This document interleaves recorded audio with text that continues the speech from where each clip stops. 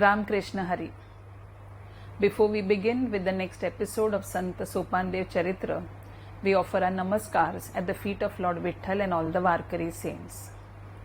As mentioned in the earlier episode of the series, the Charitra of Sant Sopandev is no different from the Charitra of Nivruttinath, Jnaneshwar Mauli or Sant Muktai. The four brethren have gone through the same series of trials and tribulations right from their childhood, and so when we talk about Sant Sopandev Charitra, the emphasis will be more on his literary work, and of course there will be a reference to what the entire family had to go through, which we will keep referring to the Sant Muktai Charitra in our YouTube channel of Nemlekar's Kala Academy. So viewers are requested to refer to those episodes too to get a continuous flow of what the biography of these great saints are all about. Sant Sopandev was a third child of Vitthal Pant Kulkarni and Rukmini. The eldest brother of Sopandev was Nivruttinath, followed by Jnaneshwar Mauli, and Muktai was his younger sister. The four children were subjected to societal pressure because of Vitthal Pant Kulkarni's decision, rather an imposition on him by his guru at Kashi that he had to come back from the sannyas ashram to grihastha ashram. So these children were born after his return from sannyas ashram to grihastha ashram when he started living with his wife.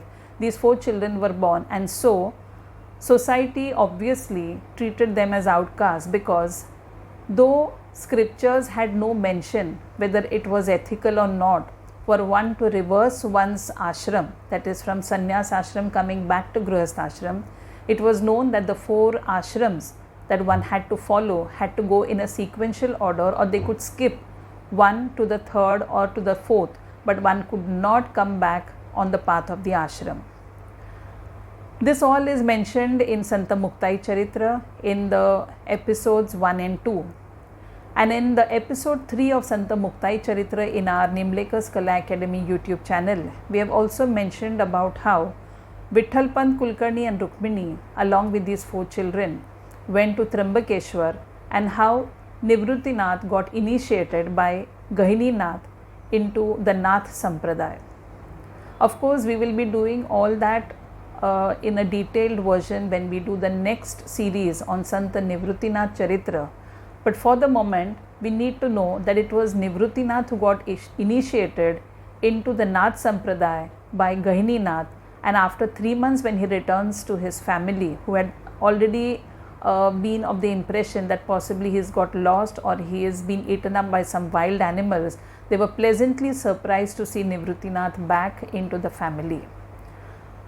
Nivruttinath then went on to tell Jnandev, Sopandev and Muktai his experience of getting initiated by Sant Nath.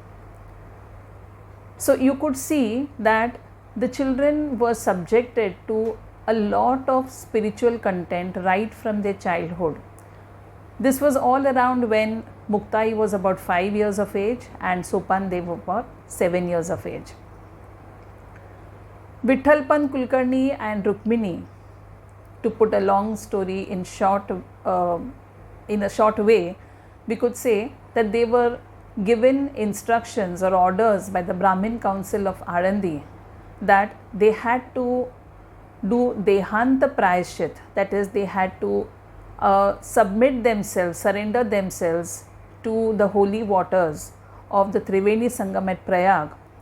In short, in today's world, we call it as a type of initiating one's own death, though I would not like to use the word suicide, because when you offer yourself to the waters, the scriptures say it is samarpan and it is not considered to be something negative, or it is not considered to be suicide as what today's legal terms do. So coming back to it, when Vitthal Pant and Rukmini were given orders by the Brahmin Council that if they wanted their children to be taken into the fold of Brahminhood, especially by the Brahmins of Alandi, and if they had to have their sacred thread ceremony to be done, then the only way they could do that was by ending their own lives at Prayag.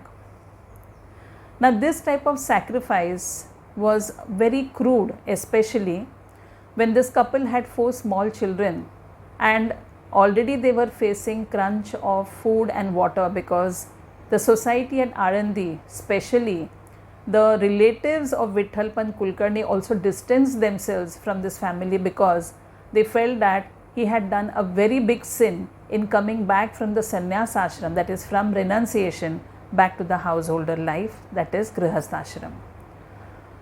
So as a result of this, the entire family had to face days where they had no food to eat, they had no water, and it was a very troublesome period for all of them. But none of the children ever complained. Now let's see what exactly makes these 4 children so special, not only in spiritual life but also in societal life. To understand that, let's see what are the types of renunciation, because renunciation or sannyas is subject to so many different conditions. One type of sannyas or renunciation, or a very good word in Marathi, is virakti, where you feel disinterested in everything around you. This generally happens for certain people, especially when they have a loss of a dear one, loss in their business, loss in so many other forms which they hold very close to their heart. So when someone loses something, then they feel that everything is futile, and that feeling that surges up makes them feel totally disinterested in their surroundings, and so they call it renunciation, and at that spur of the moment they decide to go into what is called sannyas or renunciation, or completely retracting themselves from worldly affairs. Now this can be considered to be a temporary phase. That is why very beautifully the phrase is coined as smashan vairagya. That is, when you lose something, you feel a little depressed or low, but that is only for a temporary period of time. When this person who takes up renunciation, becomes a sannyasi, turns back and looks at other people who are in their householder lives or in material life, he feels that is more attractive. So he feels like returning back to the householder life or the material world, and he feels that he has done a mistake by renouncing the world.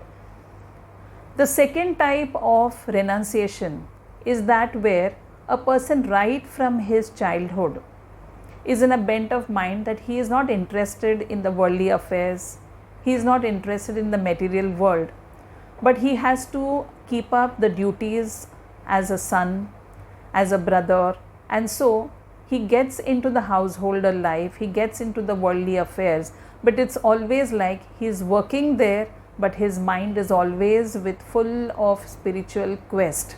And so this type of a person does his external duties, that is his householder duties, very efficiently, but his mind is always rooted to one thing, and that is how does he get one, or how does he unite with the Supreme. So this type of a person is a renunciate in the true sense, because he does his outside or external duties, but he is still guided by his inner self that he has to find out his actual cause or mission to be there, or to be present, or be born on earth. So if you see, both the types of renunciation are not considered to be something which is sinful or which is considered to be a big mistake. So Vithalpant Kulkarni, his wife, and the 4 children were exemplary. They were supposed to be the epitome of that part of the scripture which had never considered if such a thing like a reversal of ashram from sannyas ashram to grihastha ashram was to take place, then what would be the conditions, what would be the atonement for it. In fact, before proclaiming the punishment to Vithalpant and Rukmini, the Brahmin Council of Arandi tried to find out from various scriptures available, volumes of literature were read, but they could not find any line or any mention which suggested what could be the way out for a man who's come from sannyas to the grihastha. So we could say that this exemplary part of Jnaneshwar Mauli's life, that is his incarnation, as we mentioned in the earlier episode, Jnaneshwar Mauli is an incarnation of Lord Vitthal or Vishnu or the universal energy. So he thought the society is going too rigid with formalities, rigid with rules which were most of them man-made. And so the only way, as what he always says, even in his Bhagavad Gita, Lord Krishna says that whenever there is a dharma, I will be incarnating. But here the incarnation was along with two more forms, as we already mentioned, Nivruttinath in the form of Shiva Shankar and Sopandev in the form of Brahma. And of course, our Adi Shakti Muktai was always there. So when Mauli comes here in the form of these different forms of incarnation of the Lord, it is to tell society that if such a thing ever happens, then we are the reference.